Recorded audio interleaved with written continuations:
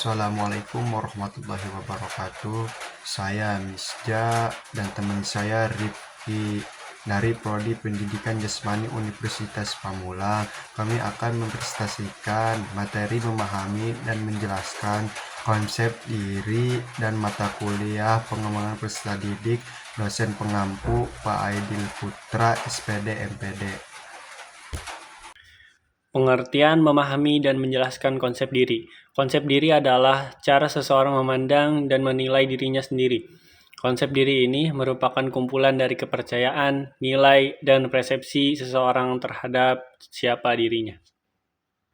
Jadi konsep diri itu sebenarnya sesederhana bagaimana kita memandang dan menilai diri itu sendiri.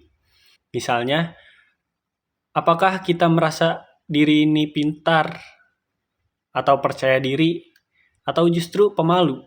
Itu semua bagian dari konsep diri. Konsep diri terbentuk dari keyakinan, nilai-nilai, dan cara kita melihat siapa sebenarnya diri kita. Jadi konsep diri ini bukan cuma soal penampilan, tapi juga tentang pola pikir dan perasaan kita terhadap diri kita sendiri. Dimensi konsep diri. 1. Fisik. Pandangan seorang terhadap tubuh dan penampilannya. 2. Sosial. Cara seorang menilai dirinya dan pergaulan. 3. Emosional. Persepsi terhadap kemampuan mengelola emosi. 4. Akademik. Penilaian terhadap kemampuan belajar dan intelektual. Faktor-faktor yang mempengaruhi. 1. Lingkungan keluarga. Pola asuh dan dukungan orang tua sangat berpengaruh. 2. Teman sebaya. Penilaian dan penerimaan dari teman bisa memperkuat atau melemahkan konsep diri. 3. Pengalaman hidup. Keberhasilan atau kegagalan membentuk cara pandang terhadap dirinya sendiri. 4. Media sosial dan budaya. Standar dari media dan budaya sekitar mempengaruhi cara seorang melihat dirinya. 5. Sekolah dan guru. Dukungan, penghargaan atau kritik dari guru dan lingkungan sekolah berperan besar. Berikut adalah analisis data dari faktor-faktor yang mempengaruhi konsep diri, yaitu faktor keluarga, teman sebaya, pengalaman hidup, media sosial, juga sekolah dan guru. Perkembangan konsep diri pada remaja. 1. Mencari jati diri. Remaja mulai banyak bertanya, siapa aku? Dan mencoba berbagai peran untuk menemukan identitas dirinya. 2. Peka terhadap penilaian sosial. Mereka sangat peduli dengan pendapat orang lain, terutama teman sebaya. 3. Mulai mandiri secara emosional. Remaja belajar mengatur emosi dan membuat keputusan sendiri. 4.